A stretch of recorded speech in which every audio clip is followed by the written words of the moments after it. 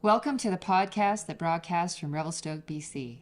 We're bringing you stories from the back eddies and undercurrents of a mountain town. I'm Jill McDonald. And I'm Nora Hughes. This is Mountain Underground. Today, our topic is change in this place. Revelstoke is in the midst of a new cycle of change, one of many in its history, but this time the change feels a bit more permanent. Or is that stating it too strongly? That is the million-dollar question, Nora. There is a great deal of visible change this time around, and in all parts of town and also in the population. Revelstoke looks different and it has a different feel. The first time I came here, the town was empty. Like everything was for sale. It had a gritty industrial feeling to it. Houses were not expensive, and from what I could see, no one was ski touring or hiking. It was a resource-based town, and I did not find it friendly enough to stay. That was a long time ago. And when I came back many years later to pick up the rural lifestyle that I was looking for, I thought I would just smoothly make my way into town, be a skier, find my posse, and make my way into the community. But that did not happen. I struggled. And to be fair, I still had one foot in the city, and I traveled back and forth for work. And that kept me from fully embracing this place. Then when I left that work behind and consciously moved toward more meaningful projects, that is how I met you, Nora, another writer on a personal journey that was very similar to mine. And as they say, one podcast led to another. And here we are. Here we are. Yeah, so before I came to Revelstoke, I lived in Iceland and I lived in Kamloops, British Columbia, but my roots were in New England. So all of those places are kind of a long way away, I guess, except for Kamloops. So there's been a lot of change for me over the past couple of years when it comes to place. When I left Iceland, I had a sense of what I wanted to do. Having worked in the tourism industry, I could see the impact that tourism was having on the remote island country, and I took up an interest in the topic of sustainable tourism. I wanted to tell the stories of my friends and chosen family I'd made there to make sure that their voices were being heard when it came to how the country and its natural amenities were being changed to meet the demand and influx of tourists. And I completed my studies in Canada with a degree in journalism and adventure studies and came to Revelstoke to pursue a career in that, but also to do the sports and activities that I love. And again, I found myself in a place facing similar challenges. Working as a journalist in Revelstoke, I became deeply immersed in the community, its history, and its current happenings.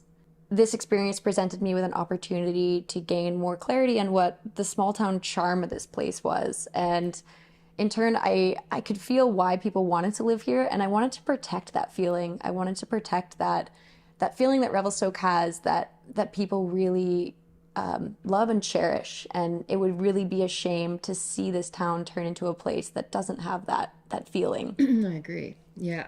And that feeling's kind of hard to describe, but I think people who live here can understand what I'm talking about, and hopefully our listeners can understand what we're talking about too by the end of this. And as you mentioned, on the surface, Revelstoke is the ideal place. It has mountains, water trails, and cute downtown. People love to come here on vacation, but what is it like to really live here, and has it changed over time? When we first came up for the concept of this podcast, one of the people that came to mind first for you was Donna Hannah. Can you tell us why? Yeah, did I tell you how I first met her? I don't know if you did. I saw her from across the street. This was before I lived here. I saw her from across the street, and it was winter. It was dumping snow, like a classic Revelstoke snowstorm. And she was out shoveling her driveway, and she had rubber boots on and a plaid jacket, no hat. And she was just marching along her sidewalk and shoveling the snow out into the middle of the road.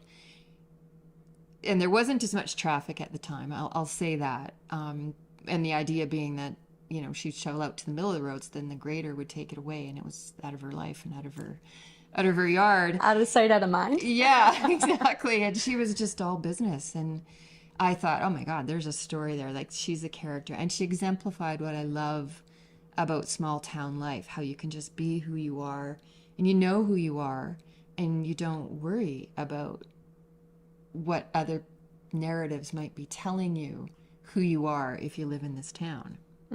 They don't apply. And I really admired that. And I wanted to get to know her better.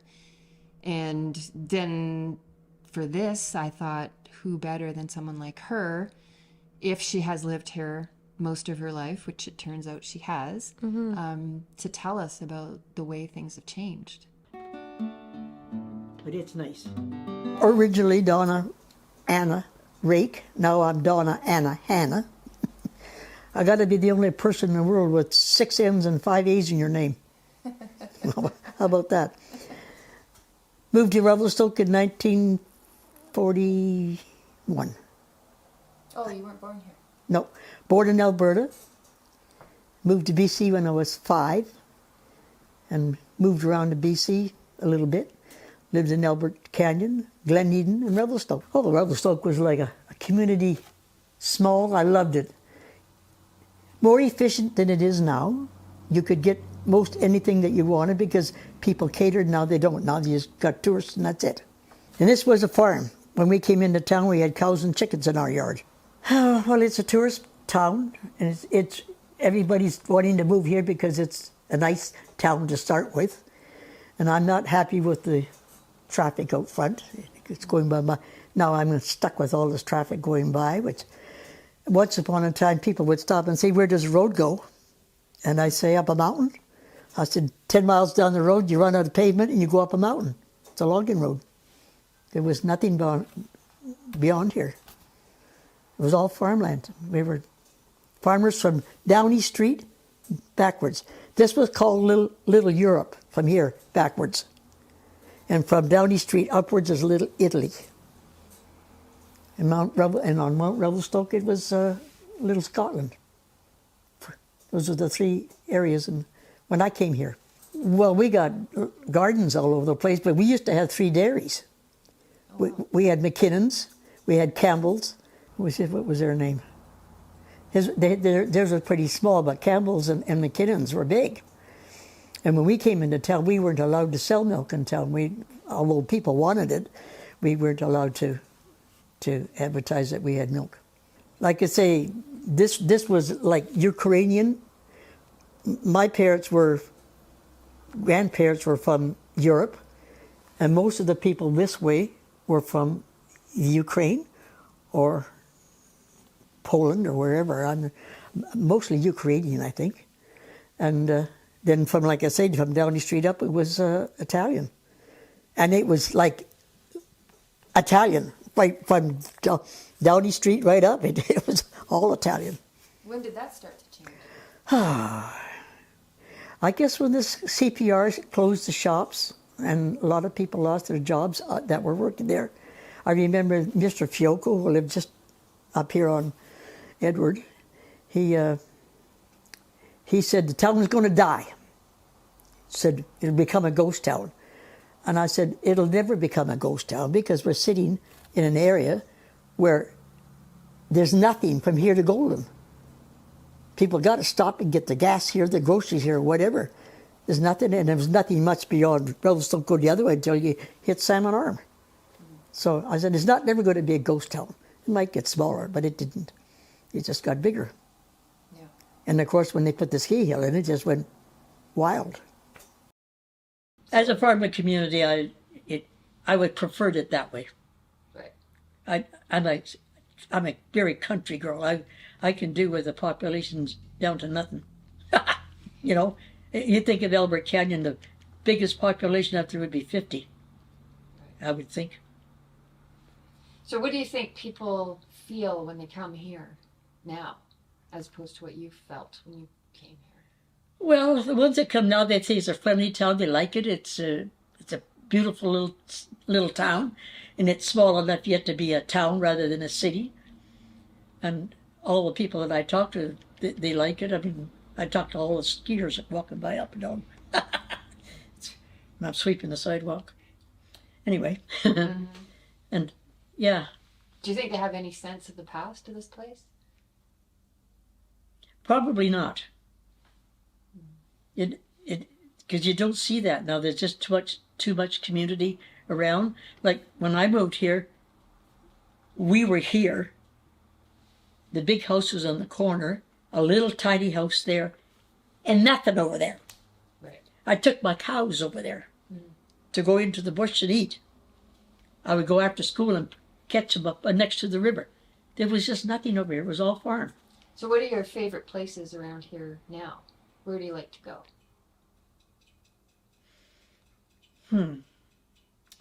I don't know if there's any particular special place for me here. So you've seen a lot of change. How do you think, what's the best way to deal with change? If we're experiencing a new wave of change, which I think we are, again, what's the best way to deal with it? Like if you were giving us advice. Go slow. The changes are coming way too much, too fast. Like, there's things going up. I mean, once upon a time we had something just across the street. Now we got a 3-plex, 4-plex, or whatever it is, coming in right across the street from here.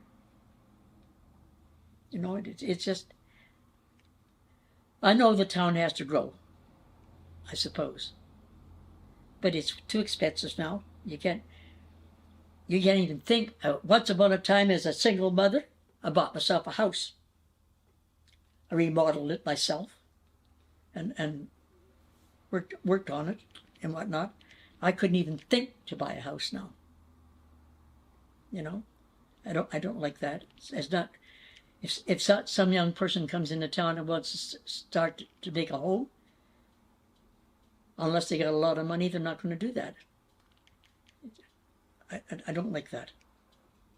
It's just too expensive. The greed in a lot of directions is I think, more the problem than anything. My personal feeling. They say, well, we got to make money. But there are those that are making it and there's those that are not. And then it's just wrong the way it is. That's the way I feel about it. Well, the damn people came and went. The railroaders, we've still got railroaders in because you got the engineers and the brakemen that are here. I don't have anything to do with the railroad, hardly at all. With the loggers, there's more of them. I don't have too much to do with them either, really. But the tourist part, the skiers coming and going, and the athletics that are in town, I enjoy all those people. I see them on my street all the time, walking by. You know, and it's you had people moving in, and because I don't shop downtown, so I don't intermingle with the downtown at all. If I go downtown, I go into what I have to get and go. I don't walk. I keep thinking to myself, I should walk the streets and find out all the new businesses in case I want to go shopping one day. Because I don't know what's in town. Because I don't go downtown. I shop at Southside. My post office is across the street, and I can walk there. I can walk home. I don't have to drive, which is good for me. Is there any reason, aside from you just living a little far away from downtown, that you don't go downtown? I'm just not interested in the downtown. I didn't like it when I was a teenager then, and I didn't like it now. I would go to work and I would come home. I would walk to work, or I'd ride my bicycle, or I'd drove my car, once I got a car. Coming back and forth. But I never hung around downtown. I went to dances whenever there was a dance. I never missed a dance. I love dancing. I never missed a live play. If somebody came into town, I would make a point of going to that. I don't do that so much anymore. First off, it's expensive. And like my sister says, you're cheap. My sister says I'm frugal, you know, but I'm busy. I do my music, I do my garden, I look after my yard, and it just, I'm not really bored. We had the young couple live next door. First off, they didn't like the traffic out front because they eventually had a child. And they said, I'm not raising him here. He says, no, I can't afford to live in here. So he moved out and went to Melqua. you know. I don't know a lot of people particularly. Personally, I mean, I know that to see them, say hi and whatnot, but I don't know their life or whatnot. And the couple that were behind that moved to Victoria, they moved because her job was there. And they were back here. But in and around, all the people that, she has 3 places over there, 2. Now she has 4 because she's not in the top part herself. She's got 4 places over there. And they come and go. And I don't get to know them at all. That's a big change. Yeah. Like, it was a Ukrainian old couple that was there. Well, he passed away, and then she moved to Vernon because she couldn't, her son was there, so he moved her down to the old folks' down there, and then they sold the house. And it was a young couple that bought it, and they had a little boy. I used to babysit that little boy. He was so cute. She had paperwork to do, and she said, "Can you keep the child for a while?" So he'd run across the yard and come and play with me in the garden until she was ready to take him home. And he was working for Downey, and he found it was a nice place to work. He says, "I'm going back to Calgary." So then he sold. Do you think we can hang on to this place? Pardon? Do you think we can hang on to our town? I don't know. It kind of depends on the people that come and if they want to stay. And if it's not too expensive. See, that's the big thing. There are people that would like to come and stay that they can't afford to. Sure. Well, all I can say for anybody that's thinking about staying around, watch your dollars. I was very fortunate my mom and dad left us the house. Otherwise, and I sold my house because I needed it when I went into business. I went into business when I was 29. And I was a single mom then. I didn't think I couldn't, so I just did. And worked on the house. But I had a really, really good buy when the time came. It was just a 1 bedroom. Well, no, it was a 2 bedroom. But it was very, very small. But it was good enough for me and the kids. And I asked my dad if he'd help me. I knocked out 1 wall and put on a basement because I needed to heat at wintertime for the kids to come home from school to be warm when they come home. So I said, we got to put a heater in the basement so that we can, that means putting the cement blocks in a basement, putting a room on top of it, make the house a little bit bigger. And my mother and I poured the septic tank. We put a new septic tank, and I had somebody else put the block wall in for the cement wall. But Dad helped me put the walls up, and I did my own work from there on. You said you love Revelstoke. What do you love about Revelstoke? I like the mountains. I like the seasons. I like the people. Pretty much everything. It's just been a real pretty town. To me, it's been a friendly town. I've been happy here the whole time, so why wouldn't I live here? Tonight I am aching, my body is shaking. Tonight Carmen's coming back home. Tonight there'll be no room for tears in my bedroom. Tonight Carmen's coming back home. The thing with the older people here, they own their houses. They're here. They're not going anywhere. It's the 40s, the 50s, the 60-year-olds. If they haven't got their house bought and paid for, they can't afford it. And it's just like, that's just sick to me. It's just wrong. And I hate to say this, probably is not nice to say it, but I blame it on the real estate. Because when we went down to check the house, this was before my husband passed away, would be probably 10 years before that, so about 20 years ago. He decided he would see what he could get for the house, what it would be worth. And we were thinking a couple $100,000. And she just shook her head and said, nah. She says, we can get 350,000. Easy. And we wouldn't, no, if we'd have wanted to sell and whatnot, we wouldn't have gone that high. We wouldn't have sold it for that high. I wouldn't, personally. But what do I do on a regular day? Depending on this time of the year.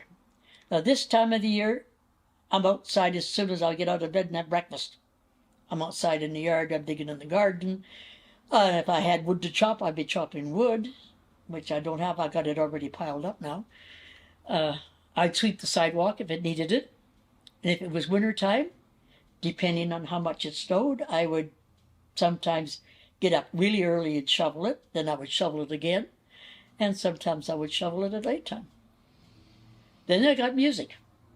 In between, I got to practice that a little bit and keep my fingers moving and entertain the folks in the hospital and those that need it. It's really a shame that we don't have more of that. Now, we can't even go to the hospital. We got to wear masks up there. Mind you, I was going to go up there yesterday and check that out because I said, I can wear a mask and play the piano. I don't want to sing with my mask on, but I could play the piano for her. Because that's how I started. My mom was in the hospital, and I would go to feed her because they were really busy, and why wouldn't I? So I would finish my job. I would go at 4 o'clock. I'd dash up to the hospital. If I got there early enough, I'd play the piano. And if I didn't, I fed her, and then I played the piano.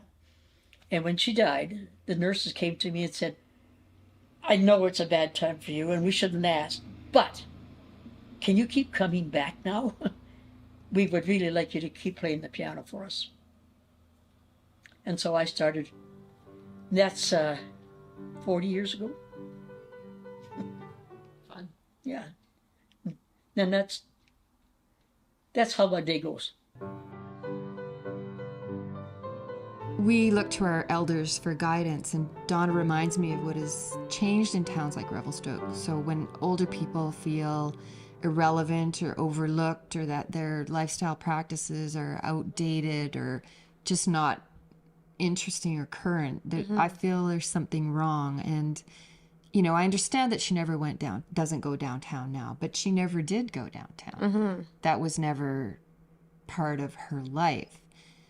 So I look at what's going on in town differently, because she doesn't complain, and she's open to change, and she loves people, and she wants to know her neighbors. She doesn't want to be isolated from her neighbors, and she wants young people to be able to afford to stay here and interact with her and interact with them. And her steadfastness is what keeps her vibrant, and it also keeps her at home. Yeah. I think maybe another important thing to point out, though, is with Donna and the experiences that she creates for elderly people in town, she also mentioned a few things. She didn't complain about anything, but she did mention about how some experiences she doesn't seek out anymore in Revelstoke. There's certain musical performances that normally back in the day she would have loved to go to, but now, because of cost or because of whatever barrier, she doesn't feel like it is as accessible to her anymore. And I think that's a big part of the change, like you said, when you said it feels off to you or it feels wrong. That's what feels wrong to me, when there are amenities in our town, but there's not necessarily amenities for everybody. There's not an opportunity for everyone in our town to enjoy something or to have that thing that they know they can go and seek out the activities and the opportunities that they love. Yeah, I mean, I hate to go to retail, but like you think of shops, and what is available here and what isn't available here is difficult to access. That, asks a lot of someone like Donna to have to go out of town to get those things. And how is she going to do that? And even, a coffee shop, if you're not part of the hip coffee shop scene, you're not going to go there. Yeah. You just become more on the outside of your own community. Yeah, and I think that's what, in learning about Donna and getting to know Donna, I really admire what she does as a 90-year-old woman to make people her age feel at home and make them feel like they have a place. This place has an abundance of everything: mountains, water, wilderness, space. The climate's moderate typically. Those conditions should make life easy, but I'm actually finding that it's more challenging than other places I've lived. In terms of change, I think that I'm coming to realize that it is forcing me to change and to dig deeper into who I am and to really hold on to that. And that's a huge, valuable lesson. The core of the town has a different heartbeat, and what Donna's helped me understand is that it always did, and that heartbeat is going to carry on forward, and I'm going to be part of that heartbeat. Yeah. This town is really resilient, and I think Donna really exemplifies resilience in a similar way. Yeah, well, I look forward to exploring more of that and seeing where we end up at the end of our series of podcasts. Me too. Revelstoke is home to the Sinixt, Secwepemc, Ktunaxa, and Syilx people. Come visit us, spend some time, and learn more about life along the Columbia River.